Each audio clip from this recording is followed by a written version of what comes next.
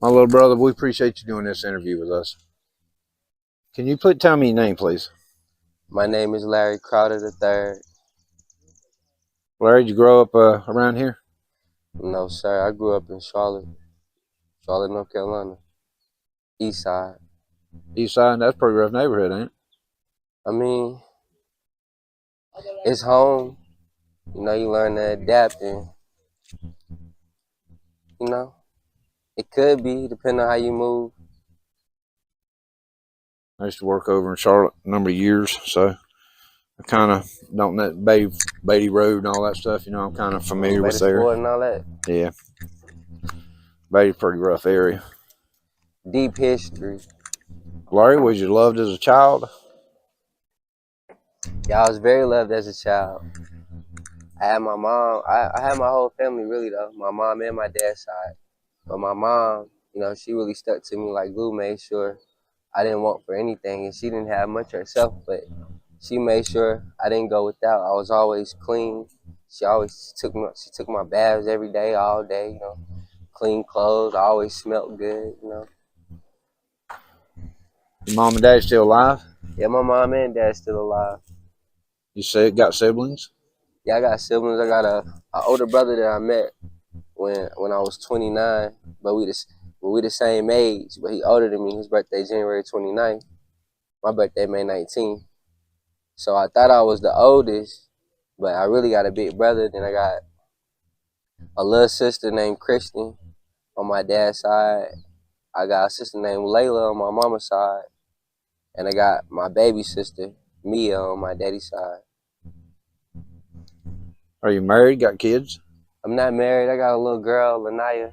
Shout out to you. I've been searching for you my whole life. My daughter, she 12. I met her when she was 3. And then I met her again when she was 7. I ain't seen her since. We both broke down and cried the last time we seen each other because we both knew we didn't know the next time we was going to be able to see each other. Well, you carry yourself well. But that's because my mom, she raised me, uh, she raised me a certain way. She raised me to have manners, yes sir, no sir. She raised me to treat women with respect, you know what I'm saying? Don't go in no female purse, open the doors from women, you know what I'm saying? And generally, like, protect, you know, always respect women. And carry myself with Guinness. She taught me to run my life like it's a business, you know what I'm saying? She taught me that when I was young. She was always serious about me and my education. When I was in kindergarten, first grade, I knew I was going to college because that's how my mama used to drill me, like, yeah. And I used to even be like, nah, I ain't going to college. She used to look at me, well, what you gonna do then?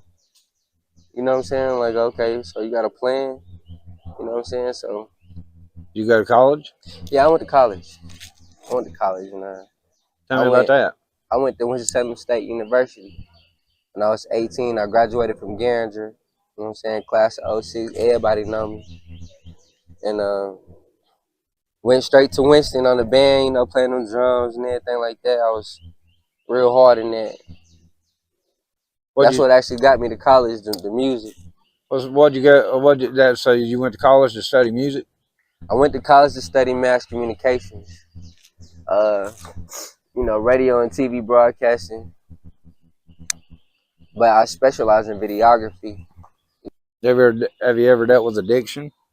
Yeah, hard. You know what I'm saying? Like, well, when I grew up, it's like my childhood. I used to see my uncle. You know what I'm saying? I used to see my uncle. Smoke weed. You know what I'm saying? So like, when I was a kid, I see his eyes red. You know what I'm saying? And he just looked like, he in his own. You know what I'm saying? But I'm a child. I don't know no better. You know what I'm saying? But nobody knew this, but I always said to myself, okay, when I get old enough, yeah, I'm smoking weed. You feel me? It didn't seem like nothing was wrong with it. And maybe it's in my blood. Maybe it's a genetic thing. You know what I'm saying? Maybe family history. You know what I'm saying? Different people struggle with different substance abuses or whatever. Not saying that my family grew up, you know what I'm saying, strung out and nothing like that. Nah, I speak for me, you know. Growing up, I wanted to smoke weed, you know. Were you ever affiliated with the gangs over there in Charlotte? I uh I really would not like to say completely, you feel me, because you know, they know me. You know what I'm saying? It's like people that's gonna see this, they gonna already know the answer to that question without me having to say it, you know. So. But as of right now, you know, I'm 35 years old. I promote myself as a man and anything that comes with that, you know. Uh, my only enemy a lot of times would be myself, you know what I'm saying? I only compete with myself, you know what I'm saying? I have to, yeah, man, I'm deep in the streets, man. Everybody know about me. I done got, you know, somewhat famous off my sins in a way, you know. Put on the news, you know what I'm saying? Anything in the street, they know I done did it. You know what I'm saying? They know I did it. I ain't gotta, you know. When I first met you, you came out to the homeless community here in Gaston County. How did you get out here? What were the circumstances that led up to that? Circumstances that led up to me getting out here, okay, so it was a situation, issue, family issue that happened, and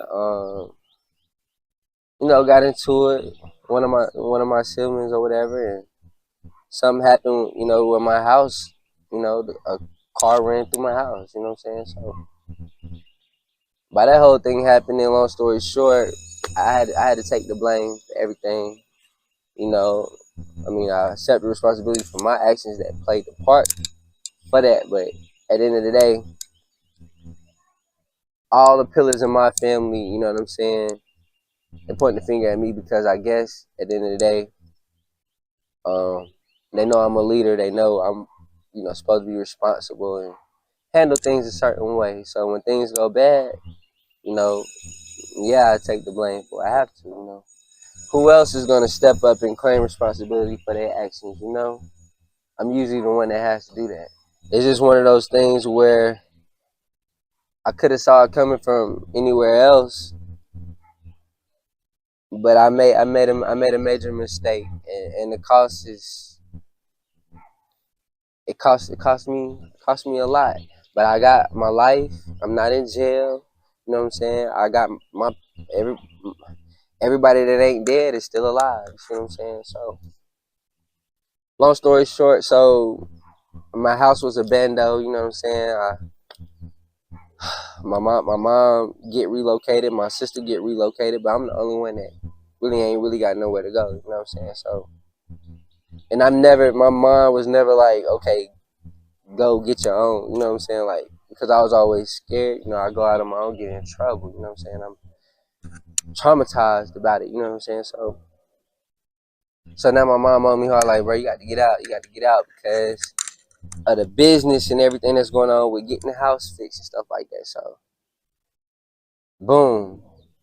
So now I finally, you know, what's going to make my mom happy is if I leave the house alone and go on my own, you know, find my way. And they like, and I'm telling them, like, I don't got nowhere to go. I don't know what to do. And they like, you'll figure it out. I believe in you. And so now I got a tent, but I ain't got nowhere to stay. And I got my bags and I ain't got nowhere to go. So I told my manager, pick me back up. I go back to work. Went right back to work. Got off at 9.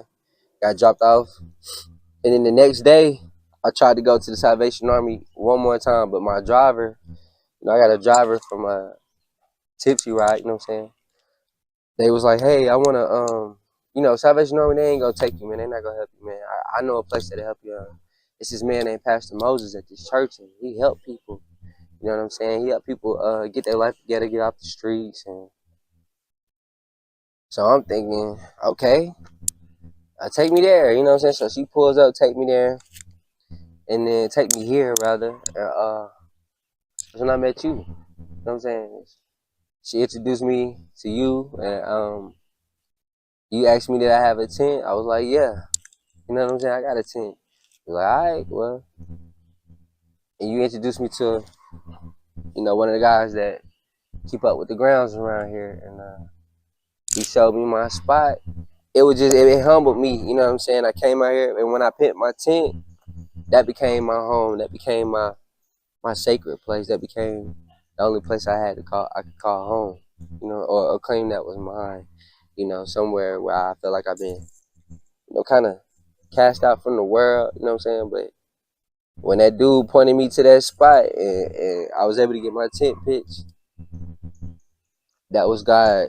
To me, I felt like that was God giving me my first step in redeeming myself. And I didn't know the journey that I was about to be on, but I'm glad I came out here because since I've been out here,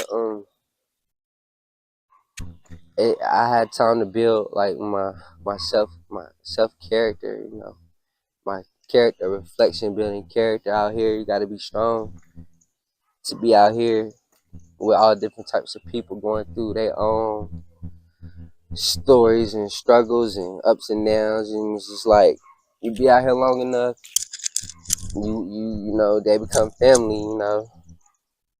You stay away from who you got to stay away from, but it's good to have people to watch your back and you watch theirs, because at the end of the day, while we out here living like this, it's really about survival. You know what I'm saying? It was dangerous. I ain't gonna lie, it was dangerous. You know what I'm saying?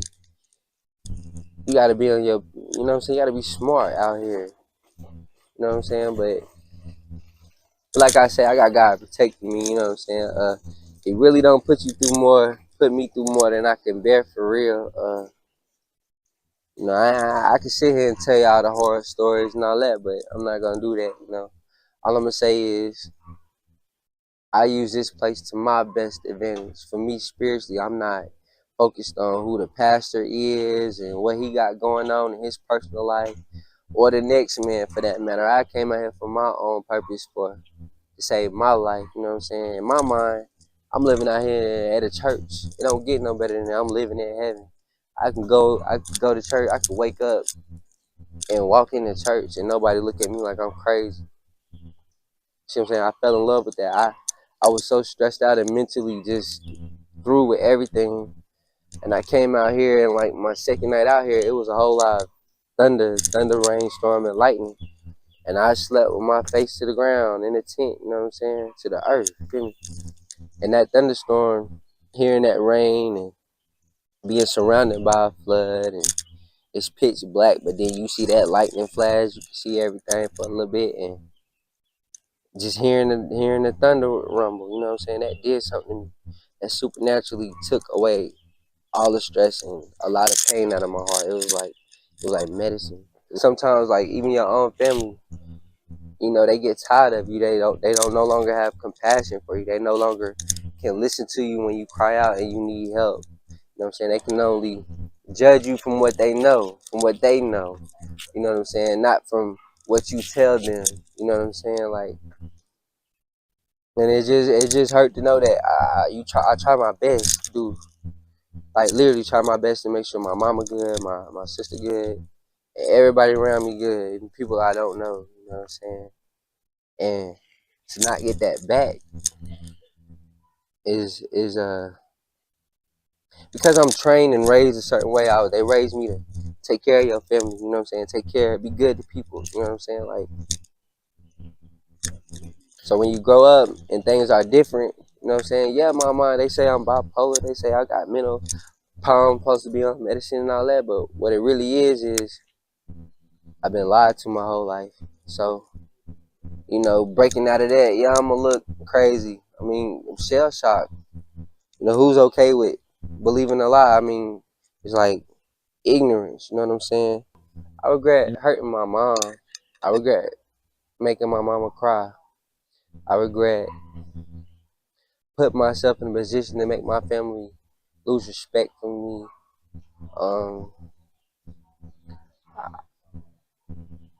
It's not a lot of things I regret, but I mean, I care about my mama a lot. I really want her to be proud of me. You know what I'm saying? If you could do things differently, what would it be? If I can do things differently, what would it be?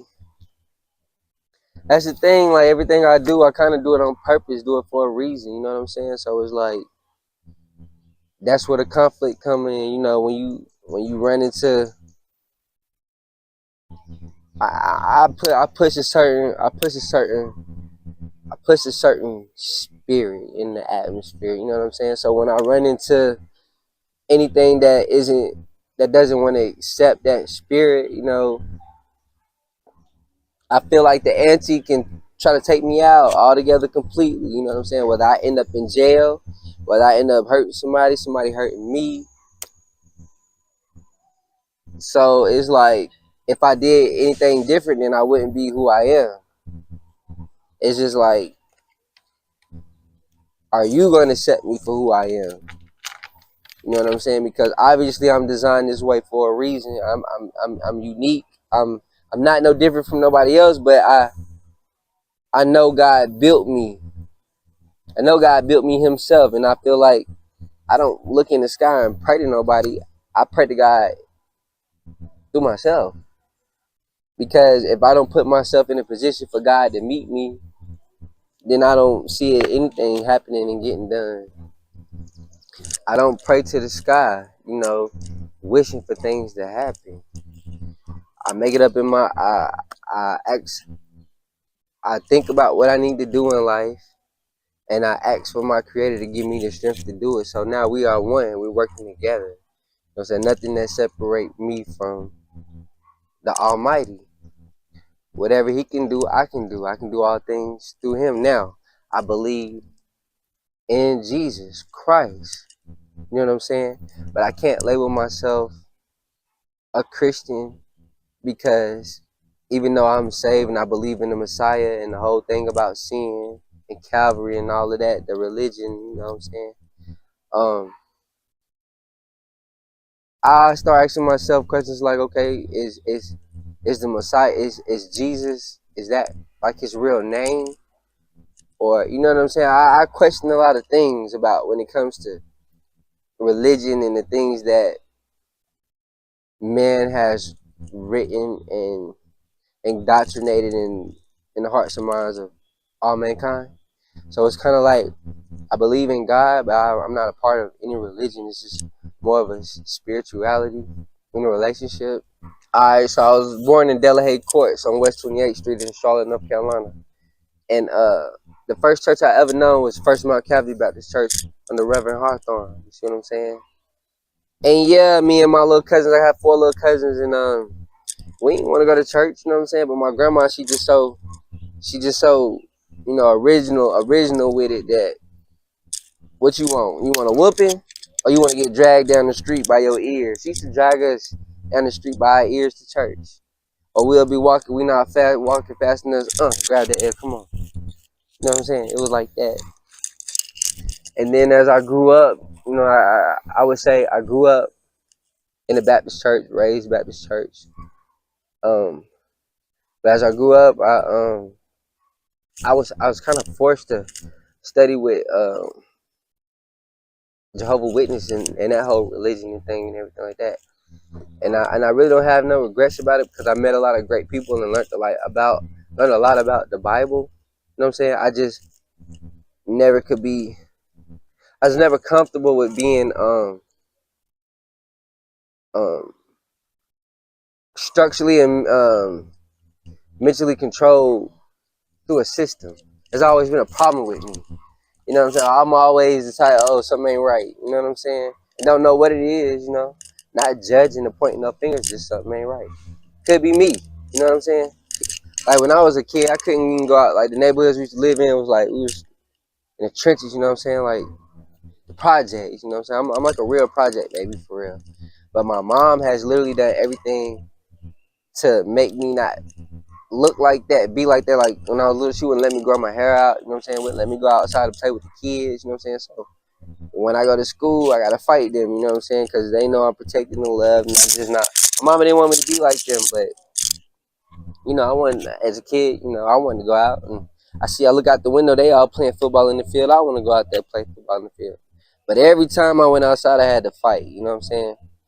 So, and then it's like, you know, my people from here in Valley for real, you know what I'm saying? So my uncle, you know what I'm saying? I'm a kid, he had me on some, wake me up early in the morning, talking about, we finna go across the street and we finna fight the Bebe kids, you know what I'm saying?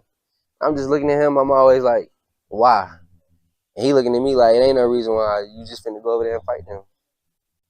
So now I'm knowing, I'm like 5, 6 years old, I'm knowing that I'm have to go over there and fight them for it. And it wasn't no why no more. It's just what it was. My mama with me, you know what I'm saying, every day on suspension. I go back to school, do the same thing again, come home, get whooped again, you know what I'm saying. They tried to flunk me out of public school, but my mama made them test me and kind of find out I had genius score. She put me in private school in 3rd grade. You know what I'm saying? I was still bad, but I had this teacher named Miss Griffin. She the one that really like nurtured me and took me in, and she got me into like acting and the whole production and you know the movies and the shows and stuff like that. She wrote a script for us and we in 3rd grade and we learned it and performed it in front of our parents at the end of the year. It was like that. Rest in peace to Miss Griffin, man. I'll never forget you. You know what caused your anger issues? Yeah, I didn't understand why I felt like my dad didn't want me, and it bothered me a lot. Not blaming it or nothing like that. I just had a lot of I didn't understand a lot going on. The only way I could deal with it is first person I see, I'm about to punch you. You know what I'm saying? Not knowing, no better, really. And my mom used to be like, "Why you give me such a hard time when I do everything for you?" You know what I'm saying? I didn't understand. Like, oh, why you want your daddy so much and he ain't? You know what I'm saying? Like, in other words, if he wanted to be here, he would be here. You know what I'm saying? Like, and you taking it out on me. You know what I'm saying? Like, that ain't right. That's how my mom used to look at it. Like, I didn't understand, you know, because I go to school, all my classmates, it was like this. Teacher be like, so I want y'all to tell me what y'all did with y'all parents over the weekend. One of them say, me and my dad went fishing. Me and my dad did this and that. So when it come to me, I gotta make up something for real, cause me and my dad ain't do nothing. You know what I'm saying? And it bothered me a little bit. I ain't gonna lie. But I didn't know why. I'm thinking he don't want me. You know what I'm saying? Like, dang, what's wrong with me? Dang, and I love my dad. You know what I'm saying? He's like my hero. You know what I'm saying? Like, dang, that's my dad. Cool. You feel me? What's your biggest fear? My biggest fear is to totally throw away the life that God gave me, mess up everything that God want me to be, and I don't want the enemy, whether that be the devil or whatever. I don't want that to win. So my biggest fear is losing this fight. You know what I'm saying? My biggest fear is people that, swear they love me and really don't. You know what I'm saying? Showing up at my funeral acting like they really did love me. You know what I'm saying? Because, while you alive, it's like you made me feel like you want to be dead. You know what I'm saying? So I don't want you showing up at my funeral talking about you love me and I was this and that. Because I'm here now, and Where you only thing at? you can do is tell me to go get some medicine. I'm bipolar. I want to make the most. I want to make the most out of the opportunity. I want to do exactly what God wants me to do. I want to do exactly what I'm born to do. I don't want to do nothing outside of my purpose. Because I feel like my life, my peace, my everything I'm looking for, searching for out here is found in my purpose. And I know I need God to help me stay in my purpose. I'm facing 100 years right now. And everything that you have endured up to this point is going to bring you to a place of understanding God in a way that you could have never learned Him any other way. The closeness, the relationship, the voice of God, the touch of God, the smell of God, the Shekinah glory. Everything that you have gone through in your life is actually, if anything had been any different, it would have hindered the way that you're going to know Him.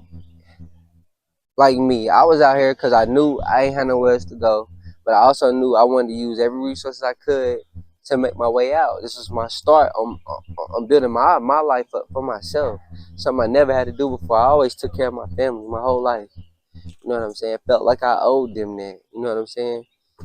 Situation happened where now I don't have anybody but me and God, for real. And all the sacrifices. I'm out here living rent free, saving my money, going to work. So I got to worry about, and I get a free meal here every day, guaranteed. You know what I'm saying? So I got to worry about my shower. I got to worry about my ride to work. I got to worry about when I go eat late at night, whatever. You know what I'm saying? Like, I have to take care of myself, but God giving me everything that I need. I got people all through here. I can pull up on, check on. It's like I feel like I'm a light. You know what I'm saying? I'm a light in a world of darkness, and I have to inspire people. I have to give somebody something to smile about, something to believe in. Kind of got ruthless in my heart with it, because if I listen to somebody else, I'm not gonna be successful. You know what I'm saying? I have to follow my heart. I have to walk by faith and not by sight. Yeah, they looking at me like I'm crazy. They don't understand, but in my heart, I know that I'm going in the right path. What God want me to do. My advice for young people, the next generation coming up, is like, I know you think, you know what I'm saying, you might know it all, but judging from experience, I know I don't look like it, but I'm 35 now, so it's like at 21, I thought I knew it all, and you couldn't tell me nothing. But now that I'm at 35, I realize I thought I knew, you know what I'm saying? Because if I did, I wouldn't have made them mistakes.